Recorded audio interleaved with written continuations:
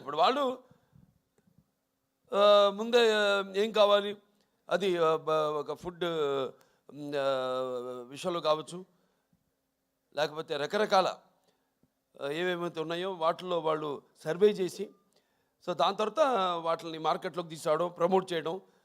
దాని తర్వాత అలాగే ఈ సినిమా కూడా, ఎందుకంటే సినిమా అనేది మనిషి ఒక ఈ దినచర్యల్లో అంటే సతమవుతూ అన్న పానీయాలు అనే అవసరాలతో పాటు ఈ సినిమాను కూడా ఎంచుకున్నాడు. కాబట్టి ఆ సినిమా ఎలా ఉండాలి, ప్రేక్షకులు ఎటువంటి సినిమాని మనం అందించాలి అన్నది ఆలోచించుకోవలసిన విషయం. ఇండస్ట్రీలో నిర్మాతలు అయితేనేమి, దర్శకులు అయితేనేమి, లేకపోతే మా నటీనటులు అయితేనేమి.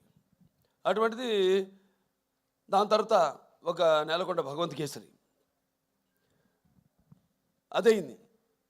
దాని తర్వాత ఏమిటి అన్నది స్టార్ట్ అయినప్పుడు ఈ డాకు మహారాజ్ సినిమా అంటే కథ నీటి గురించి. అది చాలా చిన్న సమస్య కావచ్చు ఇప్పుడు మనం అనుకోవడానికి, కానీ సినిమా ద్వారా దాన్ని ప్రజలు అది ముందు భవిష్యత్తులో ఎలా ఈ నీటి కోసమే ప్రజలు కొట్టుకు చేస్తారు అన్నది వాళ్ళ అవగాహన రేకెత్తించిన సినిమా మన డాకు మహారాజ్. టైటిల్ దగ్గర నుంచి కూడా ఒక ఛాలెంజ్, ఏం టైటిల్ పెట్టాలి ఈ సినిమాకి. అంశం ఎంచుకున్నప్పుడు ఈ ఒక నీటి సమస్యలు ఎంచుకున్నప్పుడు ఎన్నో సామాజిక మెసేజెస్, అంటే ప్రజలకి సినిమా కేవలం వినోదం కాదు, వాళ్ళ ఒక ఆలోచనని రేకెత్తించాలి అన్నది నా నాన్నగారి నుంచి కూడా నాకు వరకు అది వస్తున్న ఒక పరంపర. దాన్ని ఎలా మనం ఈ సినిమాలో దాని గురించి ఇవ్వాలి. నేను ఒక రాయలసీమ అంటే అతి తక్కువ వర్షపాతం ఉన్న ప్రాంతం, దేశంలోనే 2 అతి తక్కువ వర్షపాతం ఉన్న ప్రాంతం.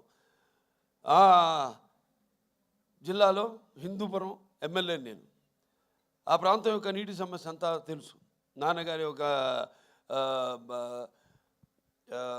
మానసిక పుత్రికలు ఈ తెలుగు గంగ అయితేనేమి, హెచ్ఎన్ఎస్ఎస్ అయితేనేమి, లేకపోతే గాలేరు నగరి అయితేనేమి, ఇవన్నీ అయిన తర్వాత ఎలా మళ్ళీ మనం పూర్తి చేసాం. తెలుగుదేశం అధికారంలో ఉన్నప్పుడు ఎలా, నేను ఎమ్మెల్యేగా ఉన్నప్పుడు అంతా రాసి పెట్టింది. నేను ఇప్పుడు ఎలాగైతే అన్నారు ఫస్ట్ టైం యమన్ బుక్ చేయడానికి ఆవిడ షిర్డీలో ఉంది, ఎవరు మన శ్రద్ధా శ్రీనాథ్, అలాగే ఈవిడేమో తిరుపతిలో ఉంది ప్రజ్ఞా జైస్వాల్.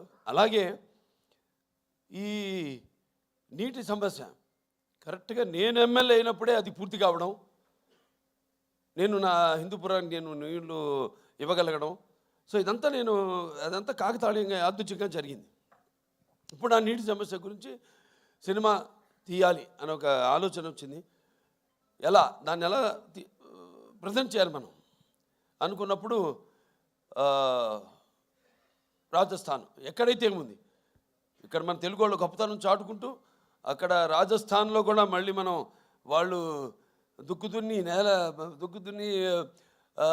నీరు పోసి నారు పెట్టి అలాగే కోత కోసి ఎలా చేయగలుగుతాం, అక్కడ కూడా మన ఒక ఇంజనీర్, ఒక సామాన్య ఇంజనీర్, ఒక తెలుగువాడు వెళ్ళి ఎలా చేయగలుగుతాడు. చేసాం మనం ఇక్కడ సృష్టికి ప్రతి సృష్టి చేసాం. ఎలాగైతే మన రాయలసీమ గురించి చెప్పాను, మన ఇది అవిభక్త ఆంధ్ర రాష్ట్రానికి 6 ముఖ్యమంత్రులు ఇచ్చింది రాయలసీమ అని. సో అది పెట్టుకుని మైండ్లో సమస్య చిన్నదే కావచ్చు, కానీ రాష్ట్రాలు వాళ్ళ నీళ్ళ కోసం కొట్టుకుంటున్నాయి. సరే, ఆ నేపథ్యంలో ఆ సినిమాని తీసుకోవడం, సెలెక్ట్ చేయడం, దాంట్లో పాత్రని ఎలా దాన్ని ఒక ఇంజనీర్ డాకుగా మారడం, అలా దాంతో మొదలయ్యాక సరే మీకు